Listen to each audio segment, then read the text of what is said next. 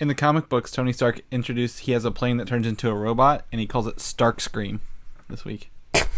It's not a bird, it's not a plane, it's Superhero Slate. It's a modern podcast where we talk about everything that's great, like movies, TV, superheroes. It's Superhero Slate, oh yeah. Hello everyone, and welcome to Superhero Slate, the show where we run down the latest superhero entertainment news. We love TV, movies, and superheroes, so let's talk it all out. My name is Chris Dillard. And my name is Mike Royer. And this week, let's celebrate, Mike. We're going to celebrate Superhero Slate as we welcome James Gunn back to the Marvel family. Oh, welcome back, James. I don't know if I'm surprised or not yet. I've got to figure this out later. The official Avengers Endgame trailer gives us goosebumps. As they have done in the past. Exactly. And we're seeing Shazam 2 weeks early. Yeah. Or, I'm sorry, Captain Sparkle Fingers, really, if you will. And more. And more. And most importantly, I guess celebrating, also, it's your birthday today. Yes, It is thank you. like, indeed, the day we're recording, it's your birthday. So it's not like your birthday weekend or your birthday's on like a Tuesday and you're celebrating it early on the weekend. And so I'm glad you're here celebrating with us on the microphone. Oh, you know I wouldn't be anywhere else. I've got to say, my birthday being on St. Patrick's Day is really fun. The owner of my company shares the same birthday as me. So that's really a fun thing. But I got to give a shout to, I don't know if, I know people do listen to this, but I had a little outing last night for my birthday. We went to a place called Rec Bar here in town. And what that is, it's an arcade bar, pretty much. Nice. And there's something for everyone at an arcade bar. Like one of my friends, Jeremy, who's going with me to C2E2 this weekend, he went and played pinball for the whole time he was there, which I found out they have a versus pinball table. It's a flat top, 2 people on each side, and it's soccer rules. You're trying to get the pinball on the other side. I love that. That was actually my favorite one. Is it still tilted like a pinball so it kind of peaks in the middle of the table? Yeah, so like you have it's kind of like a, the middle is a top for both of us, and like it's down, but like you're trying to throw it back to the other side as much as you have any like one little flipper on the other side that's like a defense kind of thing. It was really fun. That's cool. Yeah, I really enjoyed that. And then back to the other one, they had all these old working great games like the Simpsons arcade game, Tekken Tag. I took my brother on an NFL Blitz. We tied the first game, but the second one I smoked him like 34 to 13, I think. Nice. Stuff like, just like the good arcade games, not like the, I'm not playing Tapper or Fix It Felix anywhere in there. Like, they had some really good ones. And they all worked, so that was a good time. So I want to thank people for coming out. But I also got to thank my wife, because this is show related, Mike. She got me a photo op with Scott Lang himself, Paul Rudd, this Friday at 2 p.m. Beautiful. Awesome. I'm guessing that's at C2E2. It He's not is. just like coming to your house at 2 p.m., right? Yeah. So at C2E2, he only was going to do Saturday ones, and it sold out the same day I told her I wanted one. They opened up Friday, and she actually got one right out the gate for me. And so I got to go see him at 2 o'clock on Friday this week, me and Paul Rudd. So I'm going to add that to my Stan Lee collection. Beautiful. I'm going to talk about why it's important for me to see him. Because of the new trailer that came out this week as well. Beautiful. That's amazing. Yeah, it was really fun. So other than that, thank you for the birthday wishes. Thank you for everyone who came out, for your listening, and all this other fun stuff. St. Patrick's Day birthday, and I'm still the luckiest guy in the world, Mike. That's how I'm gonna spin that. So sweet. I know, right? I'm gonna get a little emotional on the mic here. But other than that, really didn't do a whole lot this weekend. Pretty relaxing overall. It's I think I installed a TV mount for my wife's TV in her office because she wanted that. But well, you gotta flex those. Man muscles. Yeah. So you gotta. You're getting older. Every year you're decaying a little bit more. Oh, thank you. So you gotta make sure you still got your wits about you. I can still mount a TV. Yeah, I can do that, and I'm also. This. I'm re-encoding videos as we speak for my personal arcade system. So. Just a attack up here. Yeah, really, just to bring you back down to an inner child. So. Yeah, pretty much. Mike, I haven't heard from you all weekend. What have you been doing? I've been busy. Top of the list here of things I want to shout out. Love, Death, and Robots, a Netflix original, an anthology, mostly animated series created by Tim Miller, as you know out there, the director of the first Deadpool movie. It's also executive produced by David Fincher, but I don't know how much he's actually involved. Like, I watched the credits of a lot of these anthology things to kind of see which studios made it, who directed kind of each individual one, and David Fincher is usually relegated to the executive producer slide of the credits, so he just kind of might be involved, maybe just for like clout and name only, but still, that's really cool. So these are 18 animated shorts. How long are they? Because I know it was 18. I'm like, that's a lot to take in, but I don't think they're very long, right? So they totally range. They range anywhere from, like, I think maybe the longest one is no more than 20 minutes, and there's ones that are as short as 5 minutes. So you'll really just be able to like pop in and out, watch a couple here. Like I love this anthology series just as a practicality means. Like if we're ready to like head out, my wife is doing her makeup, I'll just like pop this on and I'll watch like one or two of them. And then when she's ready to go, I turn it off. It's really great. So they range in length, and they also range in like content. So some of them are extremely hyper violent, and some of them are just straight up hilarious. They're all mature, so even the hilarious ones will have like, maybe mature language or like a swear or something like that. So this is definitely not something you're going to watch with your kids. Maybe you can watch them and maybe pick one out and maybe say, hey, come in the room, you're allowed to watch like this one right here. But they're all great, and they all totally range in how they're animated too.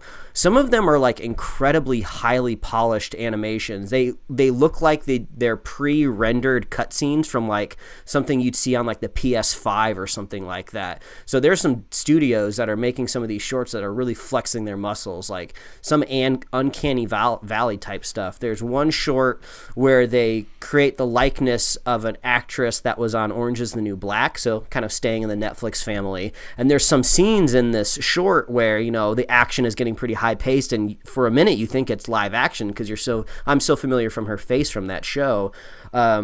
Some of them are just totally flat 2D animation. Some of them are kind of in the middle. There's only one of them that mixes live action with CG, and those star Topher Grace and Mary Elizabeth Winstead. So that was a fun thing to come across too. But they're all great. They're all amazing. And since they're shorts, some of them have like nice little kind of button endings. Some of them are left open ended. So I'm hoping maybe they'll return to some of the shorts and hopefully a season 2, but this was totally up my alley. There's one that has like really creative kind of just visuals. It kind of reminded me of like a mature take on Spider-Verse, like the visuals of it. Like it just seemed like really intense, and they did some kind of like, when you're watching Spider-Verse and like he'll like touch something or tap something and you'll see like a little word like sound effect pop up or something like that. There was a short that did that. There was one that was kind of weird. It looked like, have you ever seen like a commercial for like Clash of Clans? Oh yeah. Like it has that kind of animation style that kind of looks a little bit like Fortnite too. So there's a short that kind of has that kind of visual, but it's very, very violent with like characters dying and like they're killing these aliens. So it's great.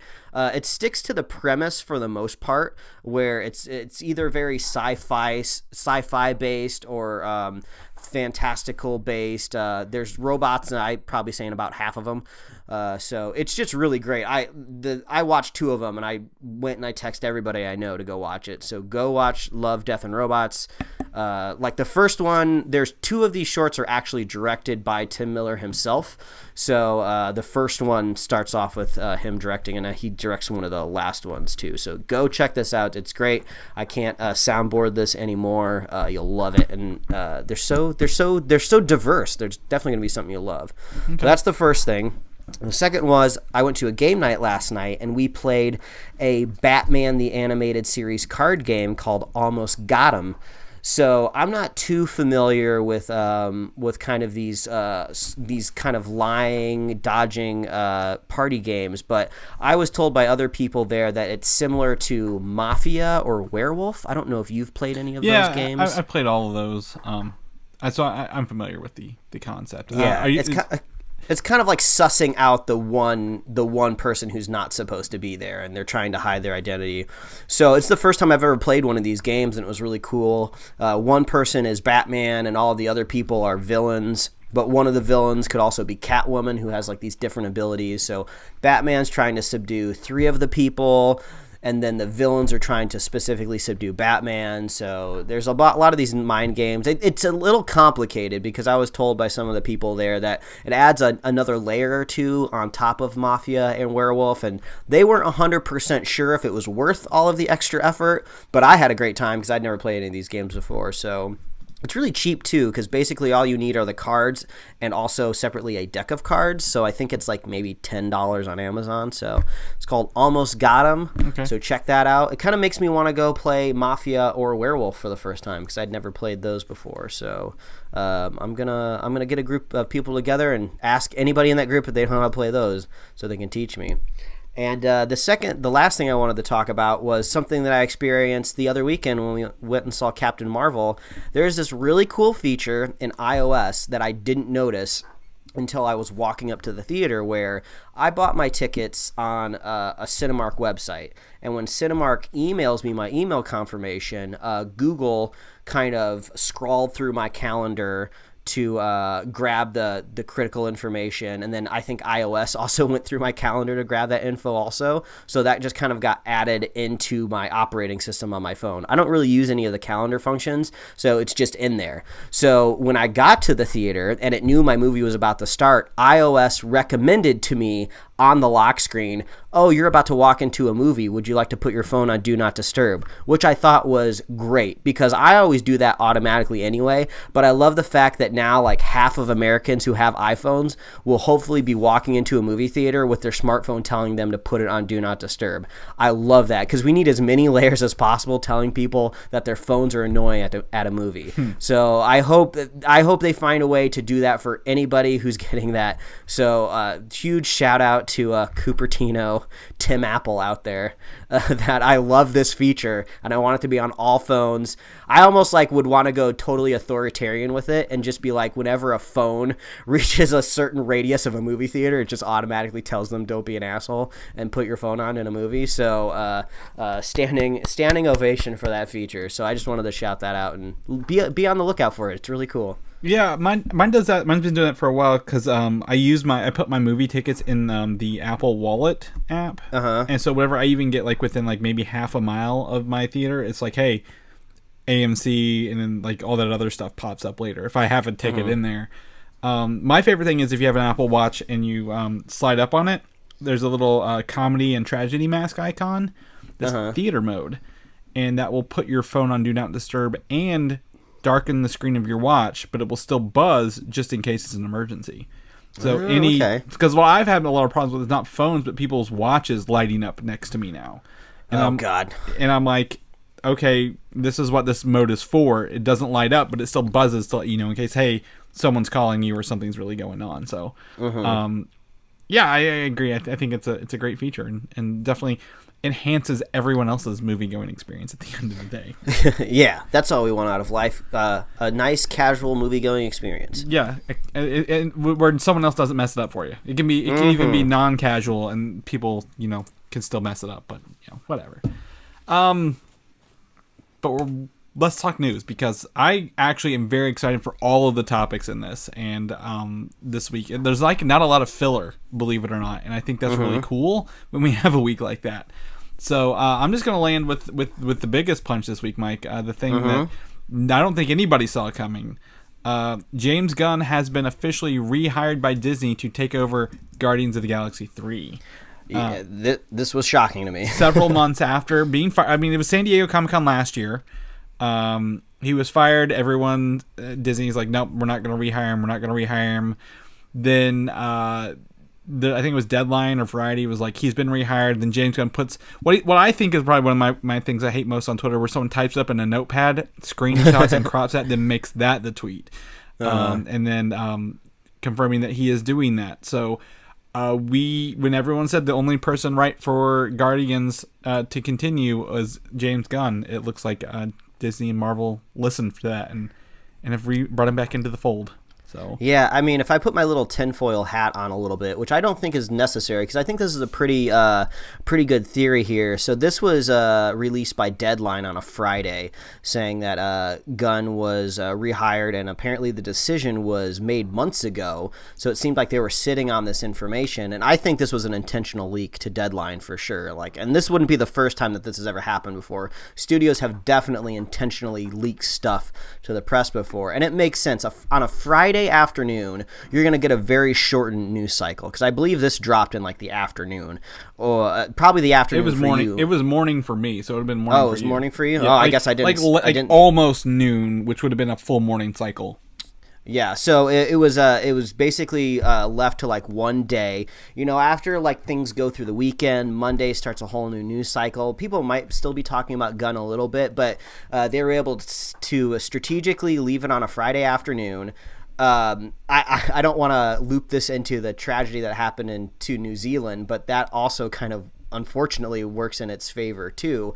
So I mean, I don't think really anybody is going to remember James Gunn getting rehired on this random Friday. So it worked out in Disney's favor because this is Disney kind of having to admit that they made a mistake just firing him, but also kind of covers their asses to be like, well, I believe they say that, oh, we fired him, but then we liked how he responded to like the crisis and how he, you know, he didn't go off the rails and he was still very apologetic. So now they have like a reason to bring him back. And I think when we talked about this all the way like last year, like around July, I think we kind of both agreed that like time will fix all of this, you know, like if they just wait long enough, people won't care anymore. So I think Guardians 3 probably won't possibly come out until 21 or 22, and that'll be so far removed from this news, it'll be like it never happened. Well, I think honestly, I never heard anyone ever in any source or circle say they were for this. To be completely like, even in the far right reaches of Reddit and everywhere else, I never once heard someone say, hey, this was the right decision by Disney. And if there's enough for people to, you know, do petitions, the cast came out and do it. Like, there's a lot working against Disney's favor, but I don't have a tinfoil hat on like Mike does here. I'm like, they did it. They announced it like the same week as the Avengers Endgame trailer, which someone pointed out on the poster to me that it actually says James Gunn on it still, before they even made this announcement, because he was a consultant on the film. I was like, oh, that's nothing. But then this came out like, oh, maybe they left him on the poster because they knew this news was coming. Because they could easily take him off of there if they wanted to. And if I take a look here, 2021 is when The Suicide Squad comes out. James Gunn will be doing this after he finishes The Suicide Squad for Warner Brothers. And if it remains on track, which I think Disney will be very hard pressed to make sure it remains on track, 2022 at the earliest, Mike. We have 3 dates in 2022 for Marvel. What if July was the next Guardians movie or so? Yeah, or if he needs a little bit more time, maybe they push it into the winter. Wasn't the first Guardians movie a winter movie? It was August 1st. Oh, okay, so it was later in the summer. But, you know, there's nothing wrong with putting a Guardians movie towards the end of the year. We always kind of like having those Marvel movies leading us into the new calendar year. It gives us something to look forward to, maybe when there's not a Star Wars movie out there or something. Or maybe, I guess by then we might be getting those James Cameron Avatar movies. Yeah. Well, Aquaman 2 is December of 2022. Now, what better way would Marvel be like, well, we don't care how well Aquaman did. We're going to put up Guardians of the Galaxy versus you in like November, December kind of thing, and we'll see how that plays out. Honestly, I'm surprised, but at the same time, I'm like, no one has said anything else. I think the funniest tweet I saw was Taika Waititi's like, hey, wait, wasn't I supposed to be doing this? Yeah, I saw that. I think one of my favorite tweets was just from like a random person that said, good job on getting James Gunn fired. You actually got him 2 movies in the process. Yeah. So, which I thought was pretty funny. But I guess just to, if people don't remember, or if their news gets jumbled or they don't keep track of it all, this isn't anything that was caught up in the Me Too movement from a year or 2 ago. This was just from previous tweets tweets where he had some kind of really cringy, edgy kind of jokes that didn't age very well at all.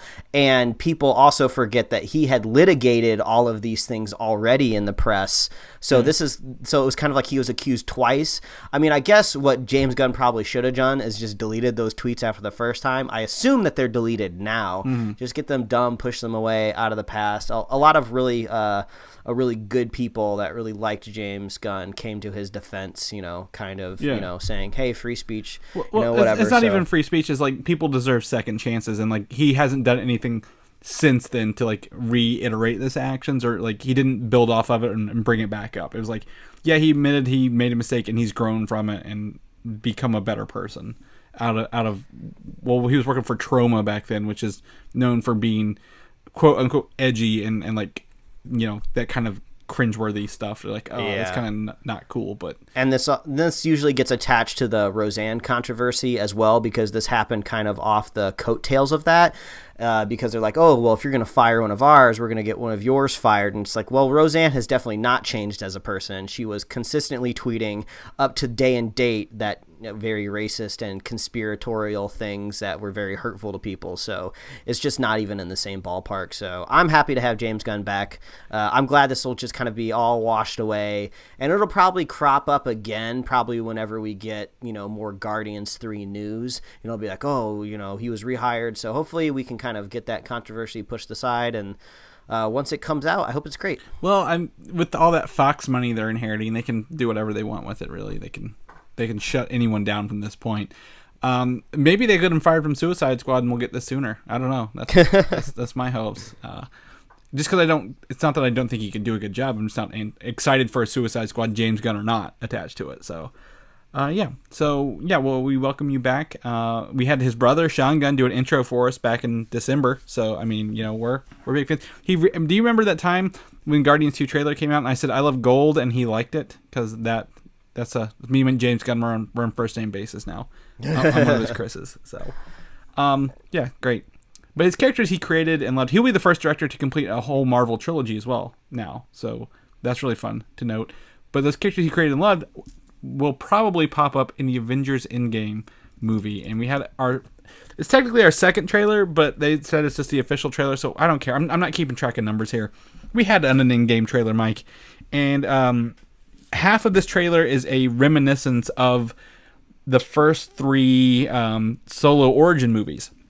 Iron Man 1, Captain America, First Avenger, and Thor. And I think some Avenger stuff in there a little bit, but this didn't give you anything away. I think we get to see maybe 3 action pieces, and Paul Rudd's Ant-Man got the biggest action sequence in this, and all he did was flip over a pencil.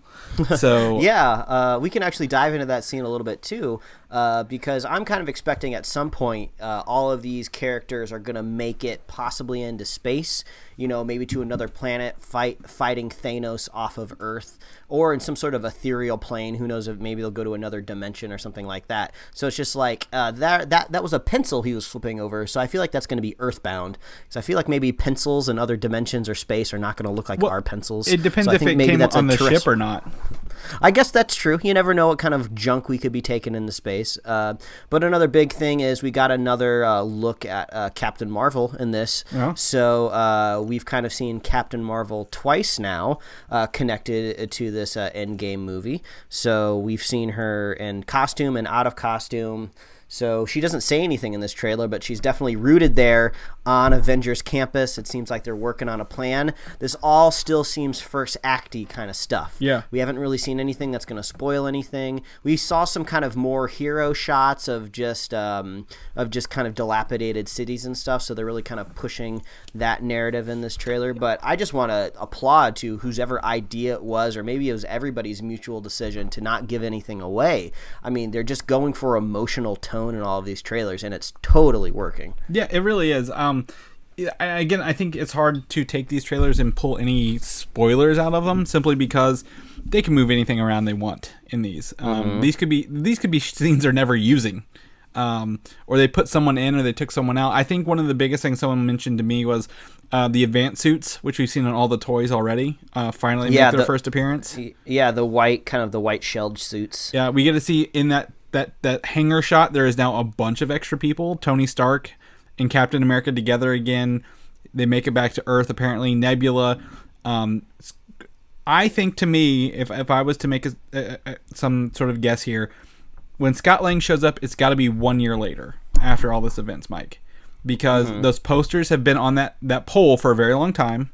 The house behind him looks run down. And then when we see him with the Avengers, Black Widow's hair is already red.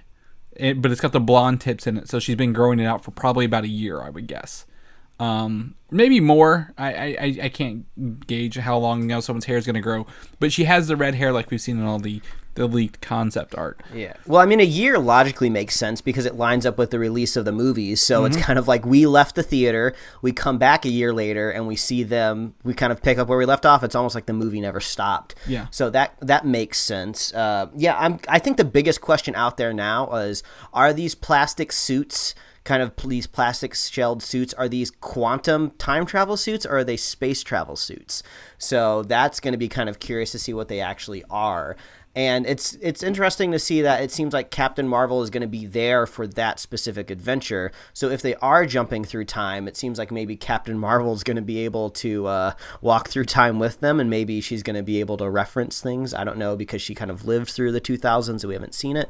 But who knows? I'm definitely excited, but we still haven't seen any Thanos. I was expecting the next trailer to show us Thanos, and then we could get our tickets. Yeah, so I just want to say I did call this trailer last week, Mike. I'm like, there's going to be a trailer this week, and what do you know? Lo and behold, there was one. However, it didn't coincide with tickets, but there's an Empire movie cover. There's actually two of them. This is one of two, and it shows Thanos in his full glory here. A very high-res photo of Thanos, actually, like very well rendered.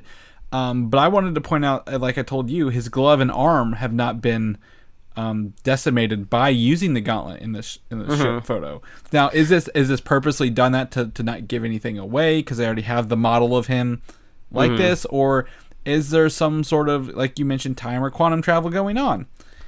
Or who knows? I mean, we don't really know the rules of the gauntlet 100% in the MCU. I mean, if he's kind of got like a genie glove on, once he made it back to his little home farm, he could have just made another snap, and maybe his wish was on a much smaller scale that says, hey, fix my arm. I'm tired of it feeling like it's burning. But the glove was destroyed as well, and I don't think it had any juice left in it. And he's armored. He's fully armored here, and we all saw him take off all his armor to use the gauntlet.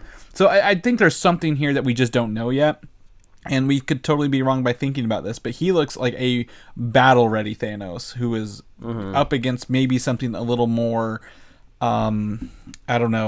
stronger than he anticipated. I don't know here, but like this is a pretty good look at Thanos. And there's another piece of art in this that shows Thanos overlooking his field. Where he grows all of his nothing that he has. I think you're right. I think we will finally see the villain appear. I think we're probably going to get some very CGI altered shots to not give anything away, and that will be our ticket trailer. But I think we won't get that until the first or second week of April. And really? I'll tell you why here in a minute. I've got this whole episode is connected together by one big thread. Well, I guess before you jump into that, I would think that this very last ticket trailer is going to be 100% Thanos, because in this trailer we saw there is a narration from these characters. What's the kind of the phrase that they use, like never give up or what the hell? I don't know. They're saying some sort of like phrase throughout, but anyway, the characters are like narrating it to the audience. So I think in this final trailer, it's going to be 100% Thanos, and he's going to be narrating through the trailer, and he's going to be saying things from his perspective, like I sacrificed it all to achieve what I wanted to achieve. I've lost loved ones. I did what had to be done. But I finally did it. Now I can finally rest, and we won't see any of the other characters. And then it'll be like, get your tickets now. So it's like all the promotion is finally set up. We have the emotional weight from the hero's side. We have the emotional weight from the villain side. You can get your tickets, and like you're officially in the month of when the movie comes out. So I think that's the strategy. The phrase is whatever it takes, which would be the phrase I could see Thanos using as well. Like whatever it takes. I I could totally get into, you know, hypothetical stuff all day long. I think this the first trailer that we had with the footage of Scott Lang at the end of it, I think they're not watching that footage. They're watching maybe the footage Tony Stark was recording and sent back to Earth, maybe. And that's what prompts him to go get them. I don't know. There's a bunch going on here. I'm really excited for Endgame. And you know, much like the movie, we are in the Endgame now. We are almost a month away, and we need to get those tickets, Mike. We need to pick those seats. But I'll tell you about that date here in a minute. Doctor Strange 2, we know, is on the horizon. Okay, we know we're getting a Doctor Strange. Everybody wants a Doctor Strange 2 after seeing him in Infinity War. And this week, in a deleted tweet, which gives a little credence because why would you delete a tweet that has nothing going on? Scott Derrickson tweeted the lyrics to a Jimi Hendrix song called "Are You Experienced?" with a photo of Namor and Doctor Strange together. So, that seems very specific. Very much so. And in the lyrics, "Are You Experienced?" it says, "from the bottom of the sea." So I don't know, like, is this just him finding something cool and sharing it while researching Doctor Strange? Or is this something that says, hey, I'm going to use this? Now, it could, if he deleted it, it's like, oh, I didn't mean to post that because people are going to take it the wrong way. I understand. But with, we have a date, we're going to talk about it in a little bit, the Disney and Fox deal closing very soon, and Namor maybe being in the middle of that. Could they be waiting for this deal to close before announcing Doctor Strange 2 with Namor in it? Putting on my tinfoil hat here. You never took it off, but go on. Namor, he's like the soft X-Men. He's like your gateway drug into the X-Men, you know. But I think that it works in a couple different ways. So first of all, Doctor Strange, you know, you got to take him to strange places. So take him to Namor's very, very strange land. He's also an X-Men, so that's kind of a way to softly move into that. But I could really see them not making him a mutant, you know, and just kind of leaving him as just a creature under the sea. But also, this could just kind of be a little bit of like a Marvel pivot that went, wow, look how well Aquaman did in the box office. Maybe we should get in on that undersea action a little bit. But that seems a little bit short-sighted because I feel like the pre-production for Doctor Strange 2 was probably already in gear. So it's hard for me to imagine like Kevin Feige knocks on Scott Derrickson's office door and be like, hey, you got to put this movie underwater, then closes the door and walks away. It's funny to imagine, but that would be kind of cool to see kind of what Marvel's take of undersea would be. They're very similar characters kind of aesthetically wise, so it would be kind of cool to see two big box office budget studios kind of understand how water would be, and you have James Cameron doing it too, to kind of see if we could kind of get three unique takes of how everyone wants to treat it, because I didn't actually really enjoy the underwater stuff too much in Aquaman. It just kind of felt claustrophobic and kind of weird. So like being under the water. Okay, great. Yeah, you know, gray and stuff. So maybe other people can do it uniquely a little differently. So there's some fun to be had here. Magic underwater, Namor. Yeah. Namor's like a strong badass. Yeah, and that would, I mean, if they want to give him his own movie later, which I doubt they would anyway, that'd be a way to keep the character around.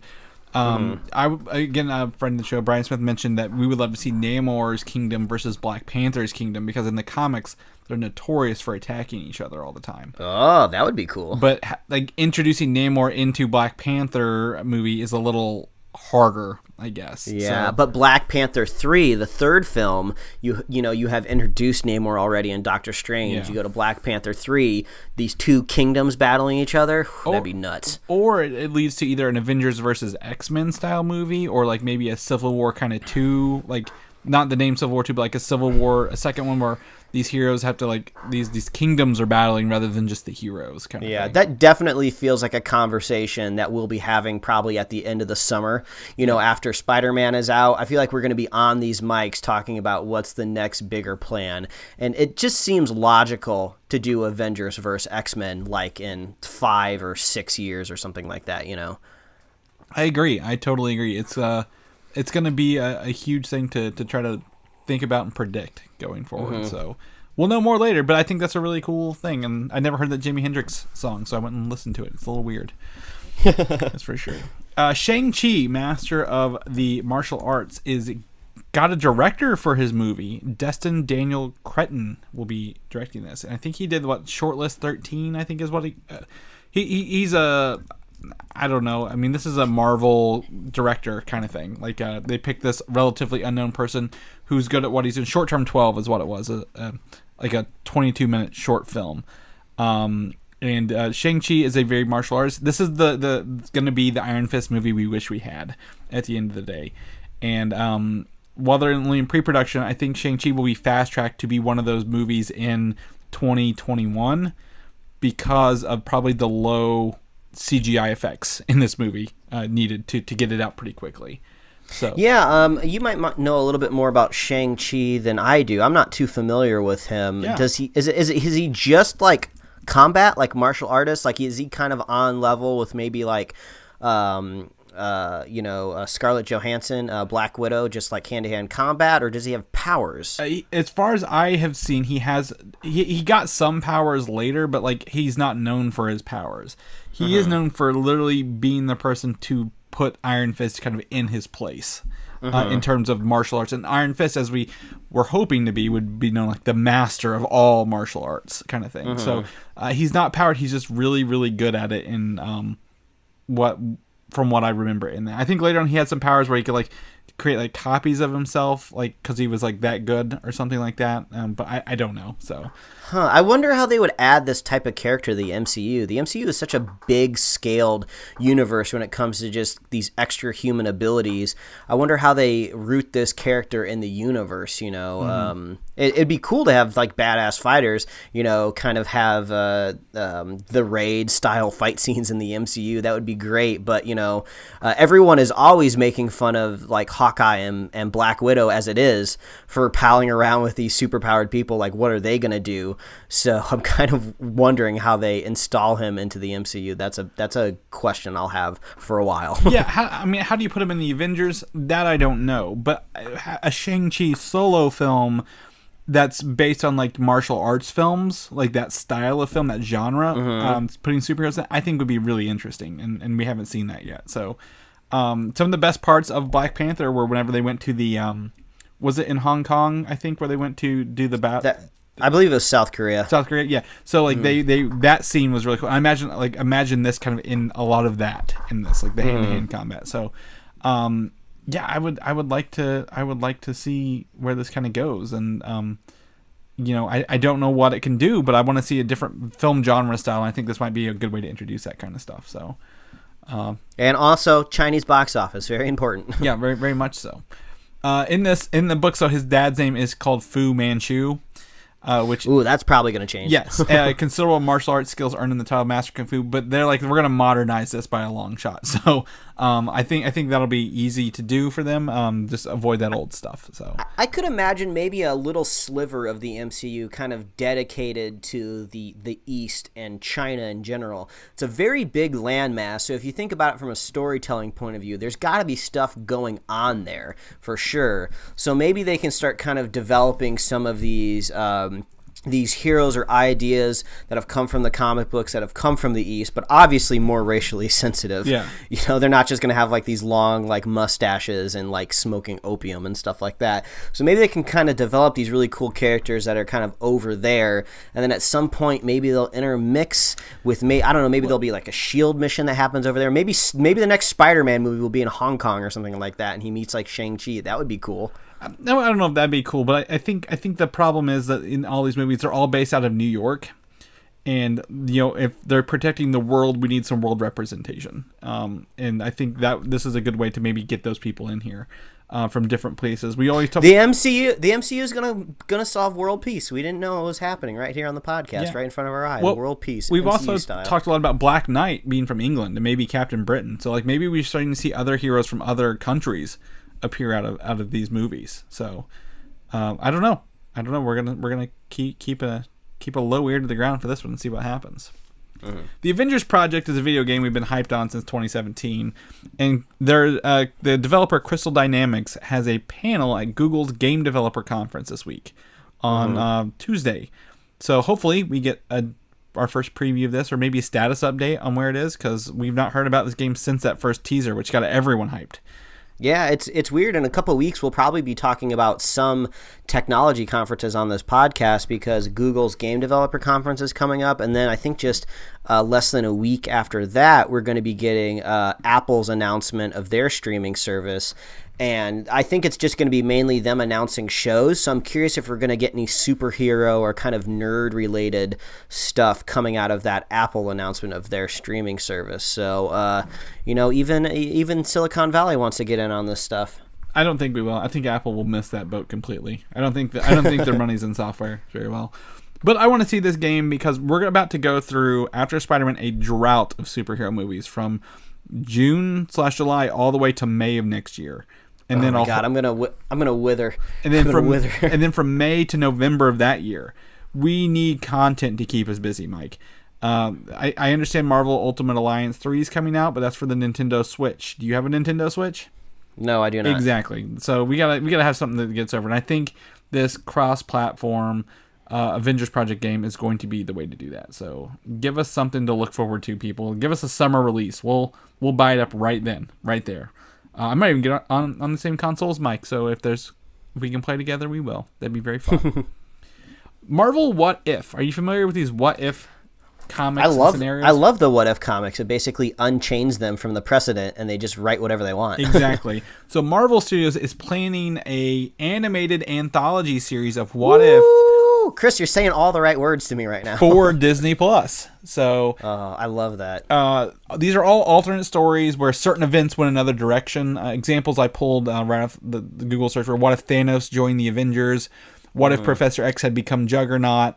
Examples like, what if I don't know, Loki had never fallen off the Rainbow Bridge. I don't know, something like that. Like, they can pull from the movies even, but these are all animated segments, so the sky is the absolute limit. Maybe they'll take a Love, Death, and Robots kind of thing and get different studios and different people to write and direct them so they all look different, Mike, just like you like.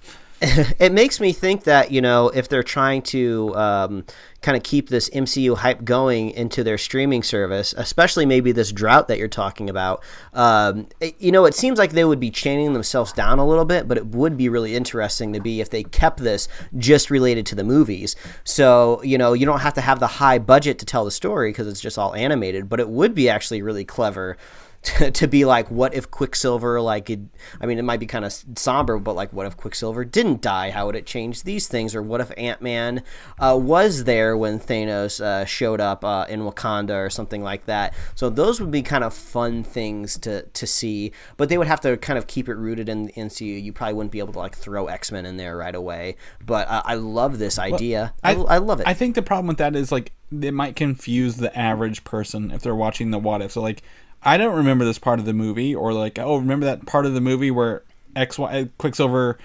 didn't die. What if they don't watch them in the right order and they just watch these?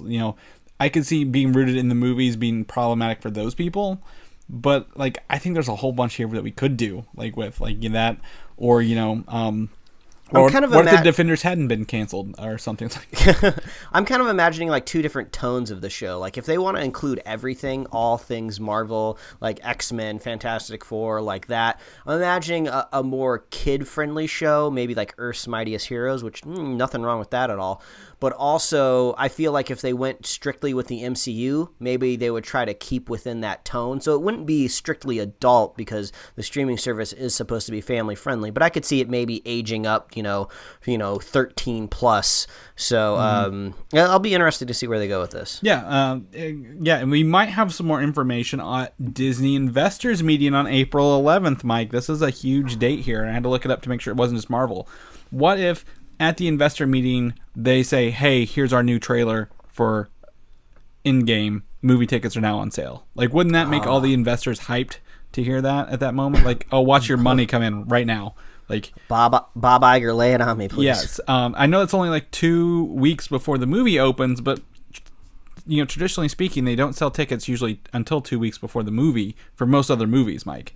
So that's an option here. And the state's going to come back into another thing we're about to talk about here in a minute, but I think we may learn more in less than a month, so keep your ears to the ground. Disney has also set March 20th closing date of the purchase of 20th Century Fox. And that is at 12:02 a.m. Eastern, which is very specific for them to do that.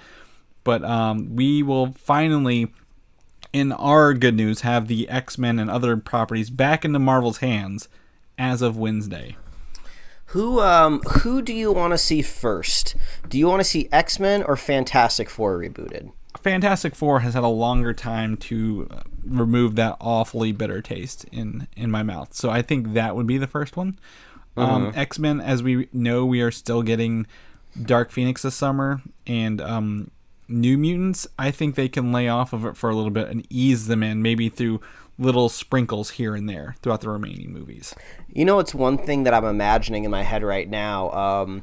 The Fantastic Four is very rooted in science and experimentation. I'm almost imagining the post-credit scene for maybe the second Fantastic Four film where Reed Richards is like looking at a microscope at a genome and he sees that it's mutating. That would be really cool. That would be an awesome way to say like mutants are here, everybody, and like Reed Richards has like discovered the phenomenon. The whole mutants don't have to hinge on him specifically. Would it be cool if he noticed it in a post-credit scene?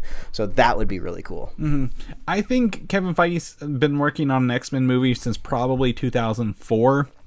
I think we're going to get it sooner than probably that, but I don't know how they're going to do it. Will this mean they can change the post-credit scene for Endgame within 3 weeks, Mike? I didn't think about that. That post-credit scene is going to be interesting, right? Like, what if they film two of them and they're like, this one's our regular one. If it doesn't go through, if this one, here's our backup. Put in the B right now. We're good to go. Because it is going to be kind of weird, right? Because all of our other Avengers movies and all of our other films have had post-credit scenes that link up to this whole Thanos debacle. So once Thanos is finally thwarted, what is Feige's strategy here? Obviously, you could take the easy approach and just do one post-credit scene, and that's just for, like, Spider-Man, just dovetail in your very next movie. And maybe they might do that. But I feel like traditionally, you're going to have two post-credit scenes. So what are you going to hint to in one of those scenes? There's got to be something that's a little bit more out there. So are we going to see like a shiny surfboard in space? Maybe they're hinting at Silver Surfer.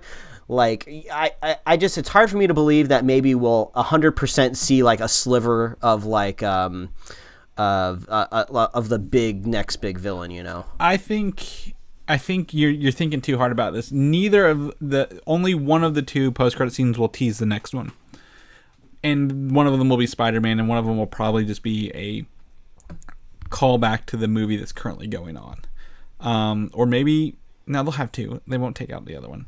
So I don't know what that will be, but I don't think it'll be too forward-thinking. Now, if it is, and we're lucky, God, I hope it's Galactus. I hope they put that B in there. That's kind of what I was hinting at. Maybe we'll see just like a sliver of his armor, or maybe Silver Surfer will be enough to point to it. I don't know. But it would be curious if they. I do like your idea of maybe they have a couple in the barrel and they're just kind of deciding on what they want to do. It could be, with the introduction of Skrulls, a tease into a secret invasion. Someone who died body could be a Skrull. Oh, maybe that could be possible, because there will be casualties. Or honestly, I could see a post-credit scene being something a little bit more emotional, just kind of paying tribute to the MCU as a whole. I could see a whole post-credit scene dedicated to Stan Lee. He's got the opening bumper for sure, but, he was a big guy. He could deserve a post-credit scene of his own. Or maybe if Captain America truly is dead at the end of this one, which I think a lot of people are leaning towards, maybe a post-credit scene is somebody just over his grave or something like that, and the characters are just like paying tribute to it. I don't know.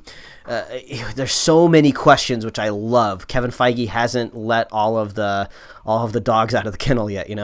Yeah, there's nothing that we know. And plenty of options to go on if this actually goes through in less than 3 days. So I assume we'll get an announcement Wednesday. We'll be talking about it next week. Aladdin had a live-action trailer this week from Disney, and I've heard a lot of people say they really are changing on Will Smith's genie in this one. The pivot towards the still shot didn't do it. Like, the teaser didn't do it justice. The still shot still didn't do it. This was actually much better. Why are we talking about this? Because it starts our Alan Tudyk section of the show. The Alan Tudyk verse is what we're going to call it, because this is going to tie the next 4 things together, Mike. Oh, wow, okay. Alan Tudyk is going to voice Iago, the bird, which we saw in this trailer will be huge at one point flying through the city of Agrabah. I'm sold on everything in this movie except Jafar. They chose the wrong person to play Jafar. He is not nearly skinny enough in the face and evil looking enough in the face to be Jafar. So, other than that, I'm fine with this. You good with it? Yeah, I have so few opinions there we go. about this trailer, so it's just it's not on my list of concerns. There we go. Well, Alan Tudyk voicing Iago. Star Wars Celebration is coming the weekend of April 12th in Chicago, Mike. Man, these next 2 months. Yeah, which is like, it was going to be like 1 week after C2E2 and everything got moved around. But they have set an episode 9 panel on April 12th with Kathleen Kennedy and J.J. Abrams to be there to answer questions about this. Do you think we're going to get a title reveal? A trailer reveal? I think we're gonna get both of those things. I think the movie is this year, people. I think the Disney investors meeting on the 11th will give us the title, and that'll be enough hype for 24 hours for them to reveal the trailer, a special look to those people at the thing first before they release it online. Yeah, I mean, come on, Disney's 2 biggest hits almost for sure are going to be Star Wars and Avengers this calendar year. So you put your Star Wars trailer in front of your Avengers movie when it comes out. It would be just such a dumb waste of promotional capital to not do that, you know? Exactly. And I think that's April's going to be so huge. Thank God we got Shazam 2 weeks early, and we'll talk about that here in a minute. But in Star Wars land, the character C2SO, which I believe will be in that prequel show for what's his face from Rogue One that we talked about. Do you mean K2SO or K2SO? Yeah, sorry. What's his dude's name he's with? I forget in Rogue One. Oh, who knows? But he's getting his own show on Disney Plus. It's voiced by Alan Tudyk. There you go. That's a connection. Tudyk verse. It continues. The Harley Quinn animated series gave us our first look at the Joker in the upcoming show through an Instagram post from the voice actress. I can never say her name. Kaylee Coco? Coco? I don't know. Cuoco or something. I gotta look this up. So the first image, she's got a little album here, is the Joker. And what I can tell you right now, this must be a flashback for Harley Quinn, because she's very much in her Suicide Squad clothes and all the other animations, and she's not with the Joker. So I think this is all flashback. Like that first one is a flashback for that. And the Joker looks very, I don't know, like a mixture of like, you know, like the kind of the Batman the Animated Series and the Jack Nicholson version a little bit. Yeah, a little bit. So it was our first look at him in the show. Not animated, just still. I can go either way. It doesn't bother me. I like to hear his voice. He looks like he's...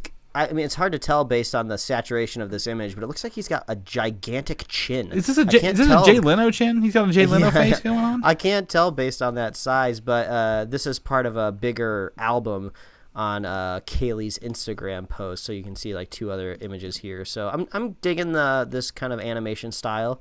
It looks like they're gonna have some fun with the characters. So I'm down for this. Yeah, I'm down to watch. Yeah, very much so.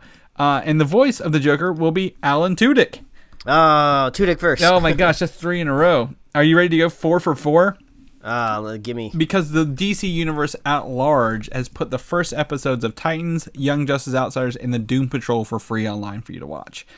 So if you're on the fence, you haven't watched the first episodes of any of these 3. Young Justice Outsiders is season 3, by the way, so you might want to watch the first 2 seasons. You can catch them online now for free. Yeah, really they announced it a few days ago, saying that it was starting this weekend, but I think they left the timeline open-ended. So I don't know how long they're going to be available for. I don't think maybe they wanted to say they're going to be available for free forever, but I think this is definitely kind of a trick. Not really a trick, but it's a strategy to get more people to subscribe. You know, the first hit's free. Yeah. So if you want to dive into, I've seen the first episode of Titans. I've seen the first episode of Doom Patrol. I think you watched the first episode of Young Justice, right? Or no, not yet. No, not yet. Okay, so Mike hasn't seen any of these things yet. But in the first episode of Doom Patrol, we get to meet Mr. Nobody, who is played by Alan Tudyk. Tudyk verse. Yeah, so there we go. We've gone across this whole ride with Alan Tudyk, but you can go catch those now. And this is gonna, I think, these shows are gonna start a new trend where Titans will be available for digital platforms. The first season on March 21st, not just DC Universe anymore. So you can have DC Universe, you can watch them and stream them, but I think you can purchase them on other platforms starting at the in just this week. Oh, okay. So maybe you can just buy the season on like Amazon or something like that. Yeah, Amazon, iTunes, probably wherever they decide to put them. I don't think it'll be one of those things where you stream them off Netflix or Hulu, kind of thing. So, I don't know. So, I think that's a cool thing. If you don't want to pay for the DC universe, but you want to buy maybe just Young Justice, you have the opportunity to. I'm imagining us during the summer here doing just a gigantic punch in the face and just doing a spoiler cast of just DC universe in general. We'll review the interface. We'll review all of the shows. We'll just binge it all. We'll watch them all. We'll just do this big either recommendation or not for the DC universe as a whole. Yeah. So. So you can get those things on your things if you're interested in that. I don't know. Check the first episode out for free. Then maybe you want to buy it later this year, or just pay the $8 a month, watch them real fast, and then go on about your day. Shazam. Oh no, I'm sorry. Titans. Also for season 2, I forgot about this. The actor Isai Morales, who I couldn't nail down what he's in directly because he's in so many things. Has been cast as Deathstroke / Slade Wilson for season 2. So, well, I mean that character is definitely connected to the Teen Titans animated series, so it makes sense that he would kind of come on in. Yeah, they've also got him in the hopefully maybe in the DC universe. Joe Manganiello playing him. They also have him in Arrow. He was in Arrow for a while. They really like to use Deathstroke right now. So, but this one they talk about Slade Wilson becoming a super soldier with enhanced physiology to superhuman levels and putting him on a path of darkness and revenge. So, how will he play into this? I don't know. Do you want to know? Can I tell you the end post-credit scene for Titan season 1, or do you want to not know? You know what? Don't tell me. Okay, great, because it's not related to this at all. Okay, great. Which is why I'm like, this is very interesting. They're putting him in here compared to something else to deal with the other thing that happened. So, but yeah, if you want to look him up, you can. You can't nail him down, Mike. Like, how do you pick what show he was a guest star? Oh, in? I was scrolling through his IMDb history. This guy gets work. Yeah. So, but it's not like he's not like a lead of anything. So it's like, where do you put him at? So, so you can check that out when Titan season 2 launches. Shazam is his name, and you're supposed to say it and get his powers. It didn't work just now. I tried. Fandango is they're offering you the chance to see this show 2 weeks early through their app. We have the link in our show notes. If they're still available, you can go get them. I will be at C2E2 next Saturday during this, and I managed to get 5 tickets. I'm taking everyone I'm with there. We're all going to go watch it. Mike, did you get your tickets? Yeah, I got my tickets 2 weeks early. I think this is probably going to be something that maybe people in larger markets can take advantage of. If you're close to a theater that pulls in a crowd, you might be able to see Shazam 2 weeks early, which is great. They kind of did this with Aquaman. They partnered with Amazon to do it, though. If you're an Amazon Prime member, you could go see it early. So this is just a DC strategy to kind of get the hype going. But typically, I don't think they usually do this if they know a movie is not tracking well. So I think this movie is probably getting good, maybe internal reviews, and they're really feeling good about it. So they want to get it out there early. But yeah, I got my tickets. I'm excited to see it 2 weeks early. We'll put out our review episode when we go check it out. I guess it'll be up to you whether you want to listen to the spoiler section of that spoiler cast. But go grab those tickets early if you can. Exactly. We're grab them early, and then we're going to try to do one next week. I'm going to be coming back from Chicago, driving, recording our regular episode, and covering that convention, and then adding that in there. So I'm looking forward to a very busy weekend all around. But I think I wasn't hyped enough to see Shazam beforehand. I'm like 2 weeks early with these people I'm going to see to a Comic-Con with. I think that kind of changes the momentum a little bit of how I'm going to see this movie. So I'm very excited to watch it in Chicago, in a nice theater in Chicago, actually. So we're going to do that. The Flash movie still happening, and reports are they are looking to start production November of this year, 2019.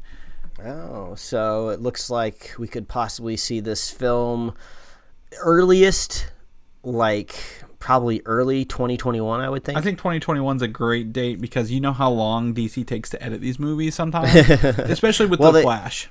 Yeah, well, they never know where they want that saturation slider to be. Do they want it to be on the Snyder side or they want it to be on the Wonder Woman side? You know, it takes a lot of decisions to where that slider goes. Exactly, but I also think, you know, like Aquaman, they don't have Aquaman for 5 years, right? Or 4 years after the original. Wonder Woman will be probably about 4 years. The Flash will probably take a little more polish as well, but like the Joker and the smaller movies, like what's the other one? The Emancipation of Harley Quinn, Birds of Prey. You know, they're a little quicker. They don't require all that extra budget for that. So I think they're going to do it off. The only thing that can bother with this is if Fantastic Beasts 3 production, I hope it gets underway soon, could interfere with Ezra Miller's schedule on this. So if we get delays again, it's because Warner Brothers can't handle their own scheduling. Yeah, and speaking of Ezra Miller, I saw either a rumor or a report that Ezra Miller was toying around with the idea of writing the script himself. No, they have the directors are writing the true. script. And they're the ones who wrote Spider-Man Homecoming. John Francis Daly and whatever, the other guy, they're writing it. Who knows? Who knows what it's actually going to end up being because this movie has gone through the ringer for sure. Yeah. It's like the real-life Gambit movie. This one actually might get made, which would be okay. We want a Flash movie. Mm-hmm. We didn't want a Gambit movie, but they seem to be going through similar woes. Yeah. I also read a report about, speaking of Gambit, that the only reason that they didn't go as fast as they could because of the commercial failure of Fantastic Four. I'm like, yeah, probably. It's probably good. Yeah, that makes sense. Yeah, great, good. They learned something good from this. So, The Flash could be here 2021. Could not be here 2021. Your call. Do you like the Christopher Nolan Batman movies? I like 2/3 of them. Okay. I like. I'm on the other end. I like them all, but the ones I like are not the ones everyone else likes. Batman Begins, The Dark Knight, and The Dark Knight Rises will return to theaters for Batman's 80th birthday in select cities, Mike. And I only say this because we live close enough to these select cities, and maybe our audience lives close enough to these select cities as well. March 30th will be the debut of these at the Hollywood at a theater with Christopher Nolan doing Q&A between the second and third movie, The Dark Knight and The Dark Knight Rises. They will record those Q&A and put it in between the other screenings, which is April 12th in New York and San Francisco, and then April 20th at Toronto and Indianapolis. So that's cool. If you're interested in rewatching all three of those in theaters and seeing that awful jump between Batman Begins and The Dark Knight in terms of how the Batman Begins is very much a comic book city and The Dark Knight is like New York, you're going to be able to see that. But they will play that Q&A in between it as well, so you'll get the whole thing, just not in person. I would like someone to very tactfully ask him about Heath Ledger and his possibility of being in that third movie. You know, I don't want some nerd rage question to go up there and be like, blah, blah, blah.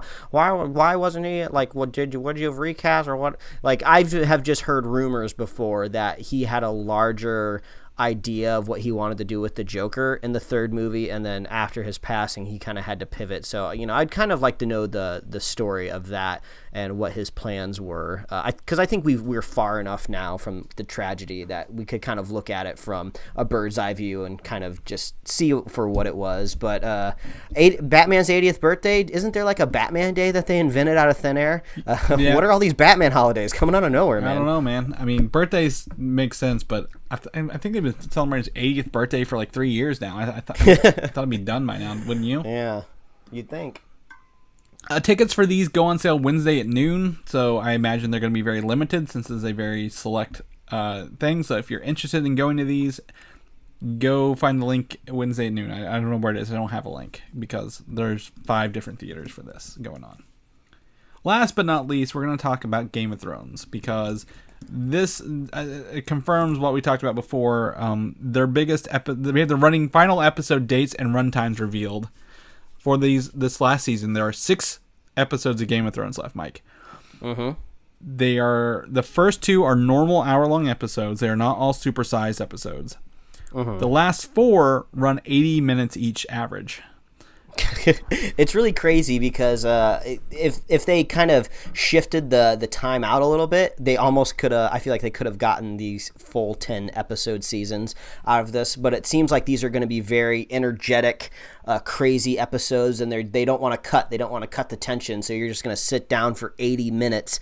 The longest one, it looks like, is running 82 minutes long. That's nearly a feature film right there, and the budgets probably are going to be pretty close. So we were talking about Game of Thrones last night at a diner at like 2 a.m., and we were trying to figure out who we would want on the throne, what we think is going to happen. It seems like the people we were chatting to don't want the most obvious choice to take the throne. And if you haven't watched any Game of Thrones yet, I won't drop any names, because if I drop any name and you're starting to work your way through Game of Thrones to catch up to the final season, you'll know that person is not dead yet. Bilbo Baggins. So do your best, get through your marathon watch. I was thinking of doing my own little marathon, like a truncated marathon of just watching the one big episode out of each season. Like there's always a big giant action set piece episode in every season. So I was like, maybe I'll just watch that one episode for each season to kind of work my way through it to get up to this. But this is going to be great. My Sundays evenings are going to be booked. We're going to have to make sure we don't have any super late night podcast recordings on Sunday so we can get to our Game of Thrones. I know. The only problem is the first one, April 14th, is Hellboy weekend.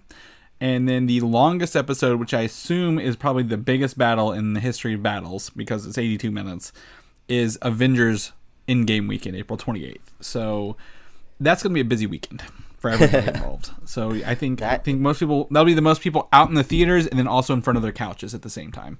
So I gotta consume media, Chris. I gotta consume it. We do. You gotta consume the most popular media as well, because those are going to be the two biggest things in the news articles. Everywhere you go, you won't believe this happens in Avengers. You won't believe this happened in Game of Thrones last night. Oh my God.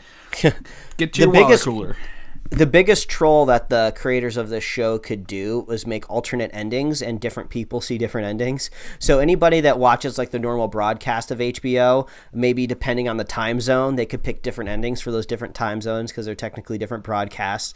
They could definitely randomize it for anybody watching online. They can be getting different endings, and it would just be hilarious to see people going on Twitter right after the final episode ends, and they're all just in a fervor talking about it, and they're like, wait a minute, what are you talking about? That's not what happened. That's not what I saw. And everyone's just arguing, and it takes everybody probably like a good hour to figure out what just happened. Like, they're fucking with us.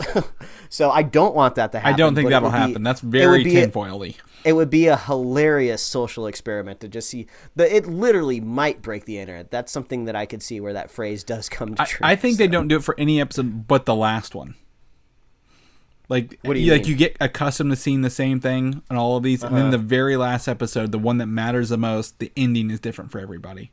Yeah, that's what I was saying. Oh, I thought you meant like all of them. Like, oh no, okay, no. Yeah, just like it'd be like the movie Clue. Just like the ending just changes. But I don't. That's not gonna happen. But it would be great. Yeah. So yep. And then after that's probably the Game of Thrones. We'll get the announcement of the prequel. Probably the first trailer after this is wrapped up.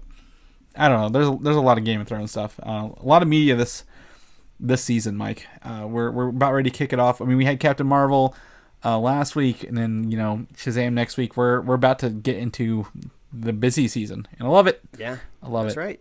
But that's our news for this week.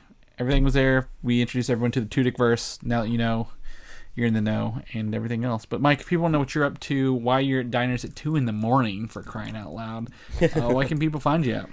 Well, as always, they can follow me at Mike Royer Design on Instagram and Twitter, and you can read my webcomics at pickledcomics.com. Chris, people want to catch up with you at C2E2 this weekend. Maybe they want to be the first people to set eyes on that Paul Rudd pick.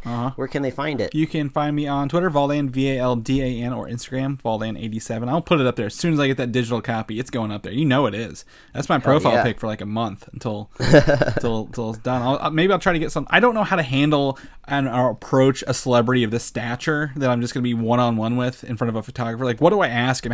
What's the icebreaker? How do you come off with like, oh my God, I'm swooning kind of thing? Like, no, I don't want to do that. You need an anecdote. Yeah. You got to find out what your anecdote's going to be. You got to practice it, and then you'll be good. And we've talked about the cinematographer of Clueless, which he was in, like going and doing The Matrix the next, like ask him how that guy was. But like, I don't know. I got to figure. If anyone has any suggestions, please send it to me quickly because I need to figure something ready too.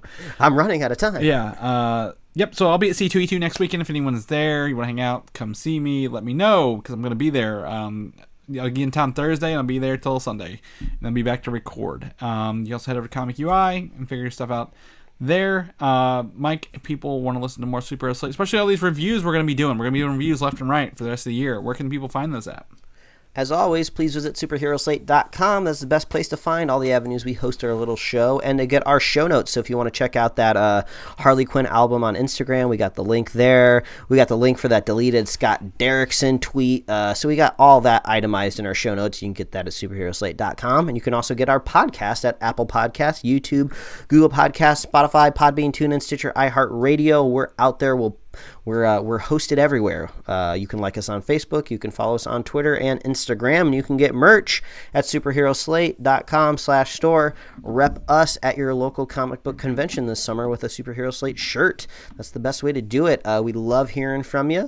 Reach out on Twitter, or you can reach out through Instagram, or you can drop us a comment in YouTube. We love hearing from you. We want to know what you're thinking about the show and what you're thinking about with your tinfoil hat theories yourself. Why do you think James Gunn was rehired on a Friday? Why do you think Aladdin dropped a new trailer so soon after that controversial teaser? Let us know. And we love our super fans. If you want to be a super fan of this show, all you got to do is share this show with a friend or a buddy, and you'll be a super fan, and we will be here every week. And it looks like we're going to be here twice a week coming up here soon, talking about Shazam and all these movies dropping. So make sure you're subscribed and you won't miss a thing. That's right. We're going to be here. We're going to be giving you the business every week. So thank you guys for listening, and we'll see you next week. All right. Bye. Thanks for listening, and don't forget to subscribe. I'm like a pig rolling in mud and very happy. Pig rolling in mud.